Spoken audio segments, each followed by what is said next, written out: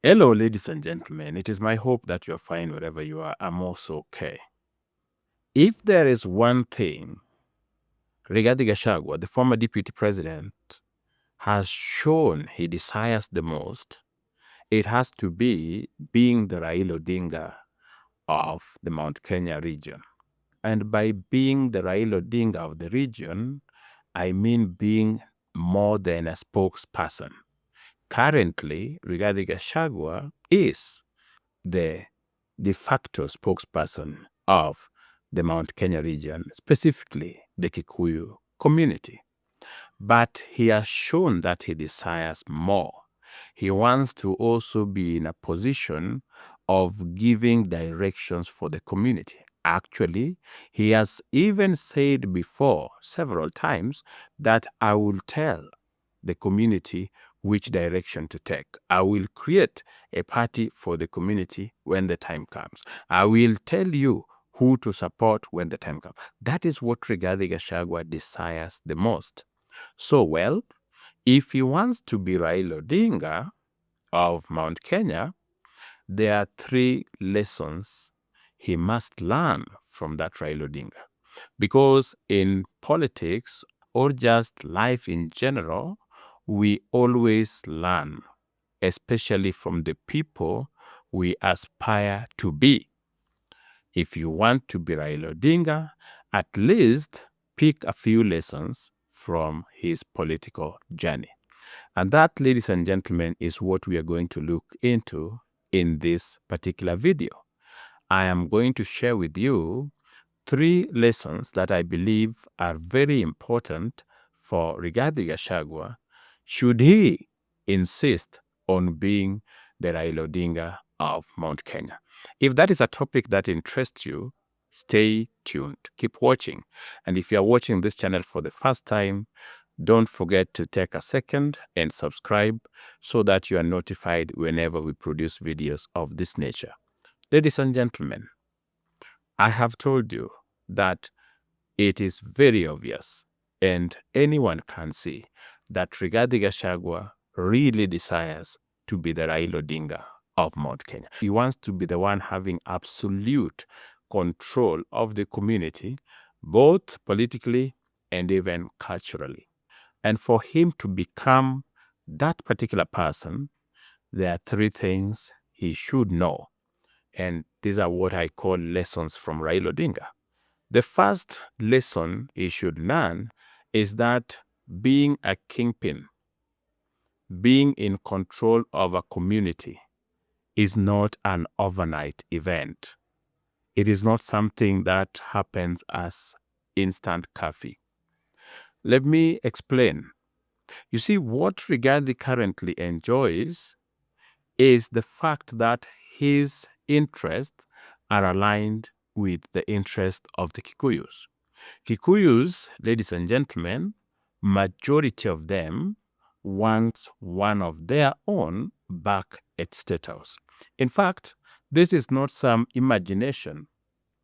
During their so-called Gen Z's chaos, they made it very clear that they needed to take back control of the leadership of the country. If that is not enough, then you should know that Rigathi Gachagua, even though he is impeached and etc., is offering himself as a presidential candidate to replace William Ruto.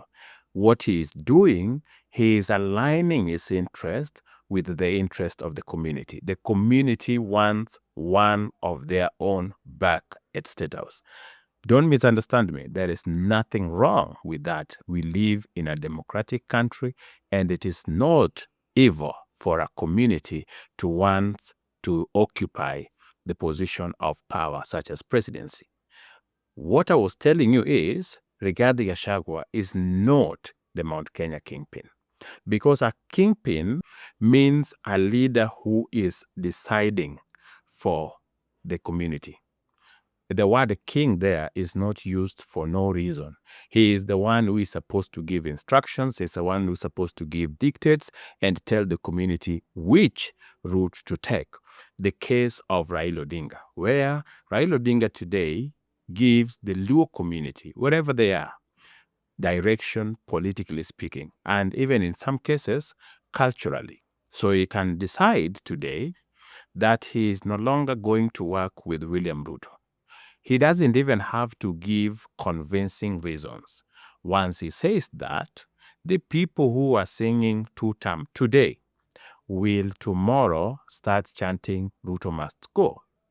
And it is vice versa. Remember, before Raila Odinga started to work with William Ruto, the Luo community, majority of them were opposed to William Ruto. They are the ones who are singing Ruto must go.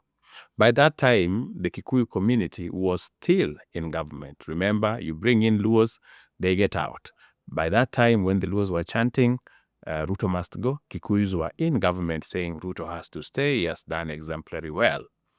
But I digress. What I was telling you is, when you are a kingpin, you give direction. You tell the community which route they should take, and it is taken as a law. People will obey. Rigathi has not reached that level. What he enjoys currently is the status of a spokesperson, is the de facto spokesperson of the Kikuyu community and maybe the larger Mount Kenya region. Why? Because his interest is aligned with that of the community. The community wants Ruto punished. Rigathi wants Ruto punished. The community wants one of their own back in power, and Rigathi is saying, I am offering myself to be that. But if you remove Ruto from the picture, if there is somebody else taking over from Ruto, let's say, Rigathi Gachagua will not matter to Kikuyus, by the way, because even before that, he was a deputy president whom they did not even recognize. Most of the time, if you can recall, ladies and gentlemen, the person that majority of Kikuyus were projecting to take over from Ruto was not Rigathi Gachagua. That was Ndindi Nyoro. And you would see leaders going to Kiharu, including the likes of Senator Nyutu and Wakili Mureo and others. You would find them telling people that our leader after William Ruto is none other than Ndindi Nyoro. So Rigathi came into the picture because he is echoing what the people are saying, something that Ndindi Nyoro wasn't doing. So what is the lesson here for Rigathi? That being a kingpin is a process. It is not just going to happen overnight. It is not instant coffee, like I said. So he has to really be patient. And two things must happen for him to be the kingpin of Mount Kenya. Because Mount Kenya is not like Luo Nyanza. In Luo Nyanza, the psyche of the people is that they need a king, somebody who directs them, who tells them what to do. That is the exact opposite of Kikuyus and the people of Mount Kenya in general. They are the ones who dictate what their leaders do. And also, they don't have attachment with a leader of a period. For instance, when they thought that Matiba was in a position to replace Moi, to remove Moi from power, Matiba was their spokesperson. Not kingpin, spokesperson. When they realized Matiba could not remove Moi from power, they jumped to Kibaki. Mwai Kibaki, that is, in 1997. They jumped to Mwai Kibaki. And the same continued in 2002 and 2007. After Mwai Kibaki retired from the presidency, I tell you, his decisions didn't matter. They did not even go to seek his opinion on who to take over from him when he retires. That is how Mount Kenya operates. They are the ones telling their leader what to do. That is why I told you, those who are saying that Rigathi is speaking things that Mount Kenya people don't agree with, I tell you no. You see those supremacist chants, that those reckless supremacist talks that he is spreading whatever he is, that is what Mount Kenya people, especially the Kikuyus, want him to say. And so he's just saying what they want to hear, and that is why they are endeared to him. But not to a level where they would want instructions from you. Let me give you an instance. If you thought that Mount Kenya or the Kikuyus had considered Rigathi Gachagua as their kingpin, their indisputable leader, that same Rigathi Gachagua said that their kingpin is Uhuru Kenyatta. But that is beside the point. When Rigathi Gachagua sensed that he was going to be impeached, he went to Citizen, I think, to do an interview. In this interview, Rigathi Gachagua stated clearly that impeaching him was going to cause chaos in the country, that his people, that is the Kikuyus, were not going to take it lightly. I want to tell you, Rigathi Gachagua was impeached. And apart from his own dramas of going to hide in hospital, etc., there was nothing. The day was uneventful. In the mountain, people were going through their business as usual. There was no chaos as he predicted. Why? Because these people have not recognized him as their kingpin. They don't have a kingpin per se. Mostly they have a spokesperson, and then Rigathi took advantage of that and started echoing what they were saying in Mamas.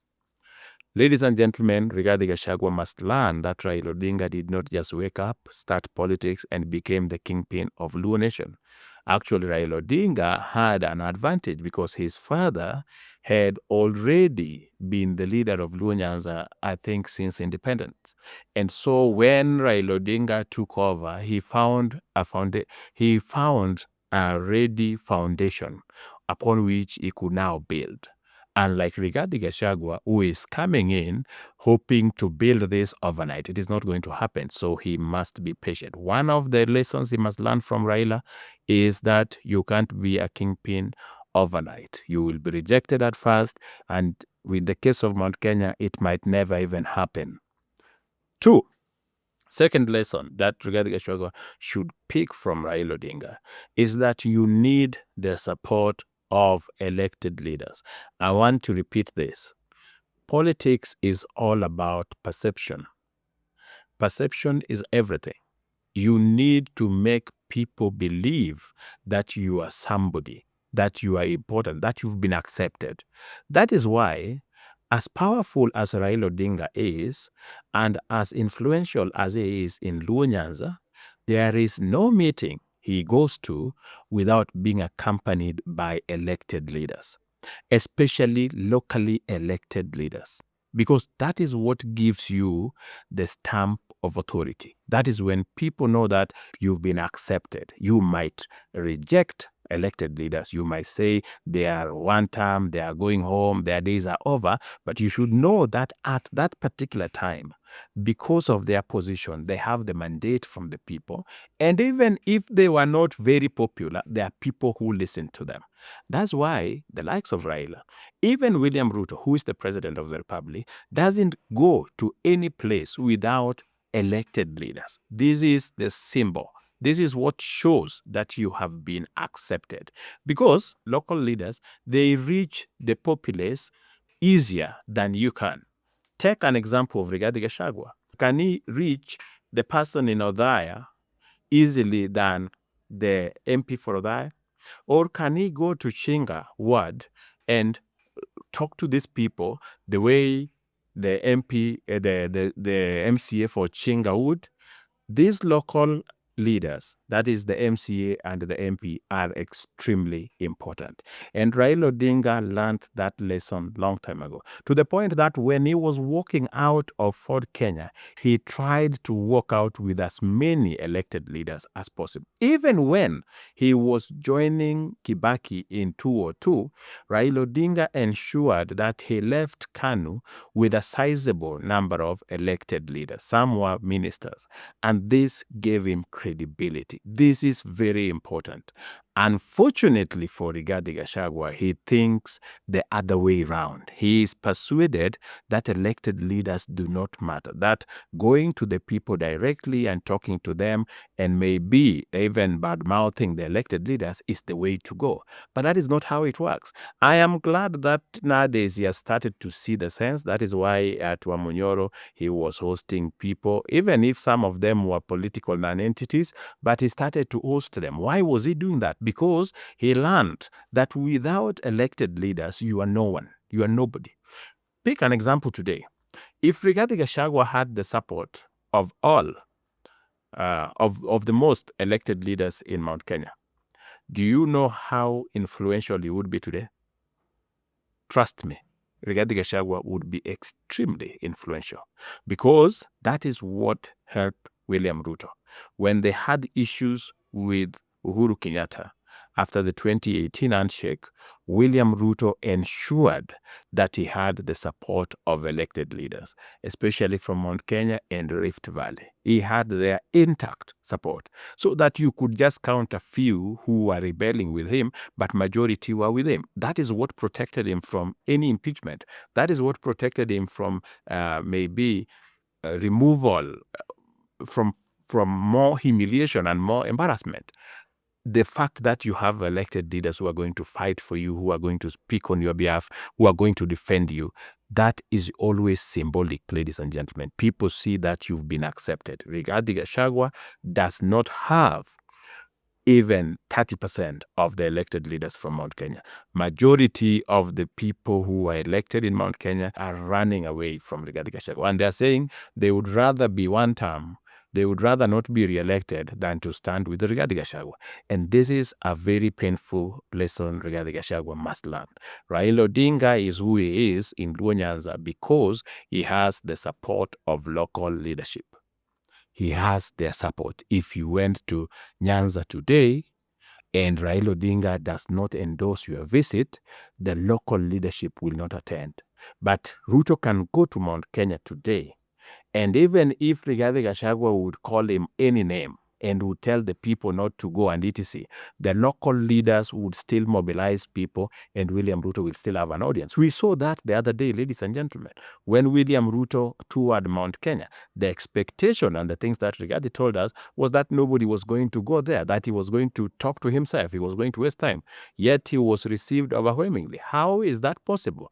Because of local mobilization. And that local mobilization, politically speaking, you need elected leaders. That is one lesson Rigathi Gachagua must learn. And he is somehow learning, only that fate is not on his side because majority of elected leaders have rejected him. The third important lesson that Rigathi Gachagua must learn from Raila Odinga is that you have to be measured. This is very important. You have to know when to march forward and when to retreat. You have to know when to talk and when to keep quiet, and also what to say when.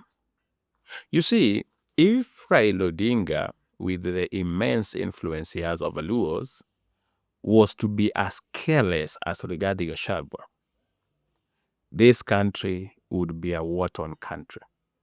I can tell you that without fear of contradiction. If Raila Odinga was as careless talker as Rigathi Gachagua, and with the history of the political tension in this country, he would have incited Luos into armed violence. Because he has been a leader of Luos for a long time. And they listen to him, ladies and gentlemen. Just a few of us who have always opposed Raila Odinga, but we are negligible. Majority listen to him, and they will do what he tells them. And Raila Odinga has one advantage. He knows when to retreat and what to say where.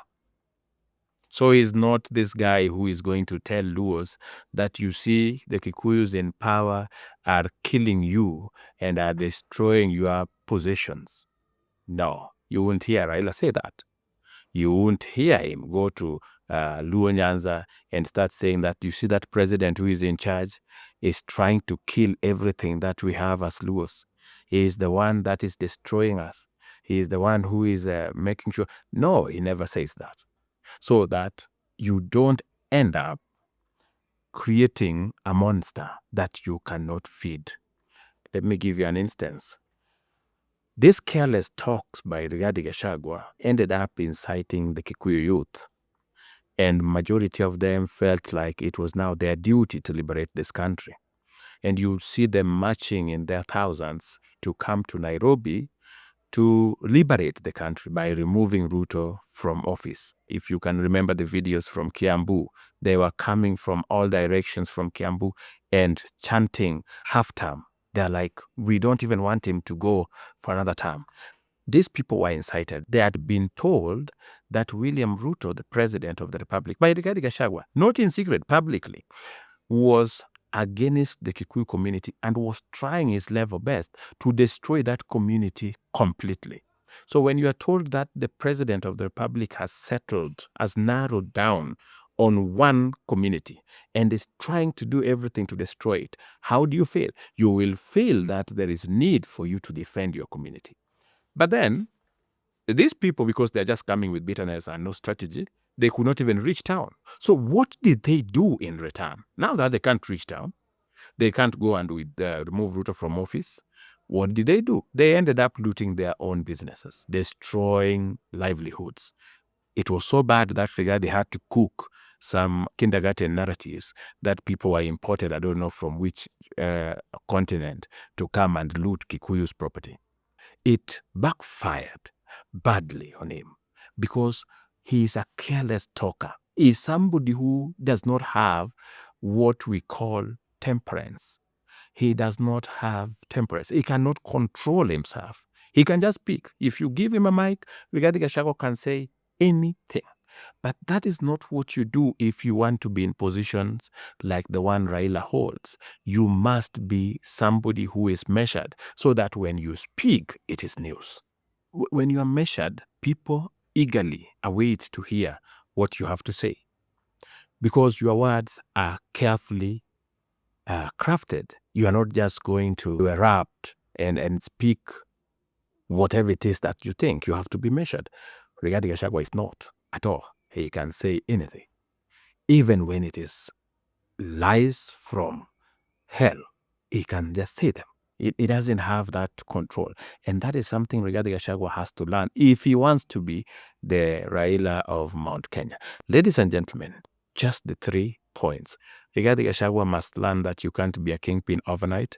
It takes time, and you have to convince people that there is need for them to be loyal to you. Currently, these people are not loyal to Rigathi Gachagua. Even if you arrested Rigathi Gachagua, I can tell you, there is very little that will happen from Mount Kenya.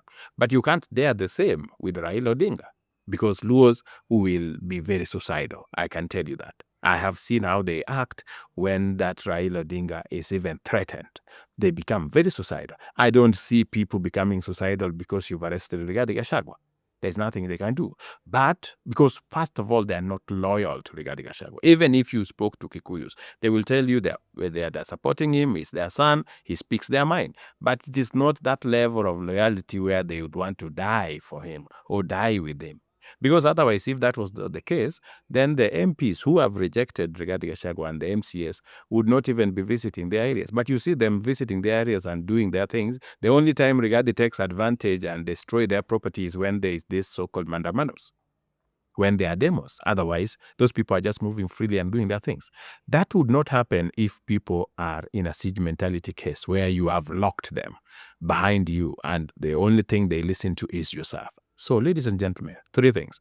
He must know that it is not an instant coffee. He has to wait, and it will take time for him to move from a spokesperson, if he's lucky to stay as the spokesperson, to move from as the spokesperson to a kingpin. And 2, he must have the support of the local leadership. Unfortunately for him, he doesn't inspire respect, because when you are fighting with everyone, there is no need for people to support you. They would rather go home than hang around you. That's why it was easy for MPs from Mount Kenya, even after Rigathi Gachagua dared them told them not to dare impeach him because the consequences were dire. They still went overwhelmingly and voted to impeach him and send him home. And some of them are saying, given another opportunity, they will continue impeaching Rigathi Gachagua. So he must find a way, like Raila Odinga has done, of ensuring that the local leadership is loyal to him.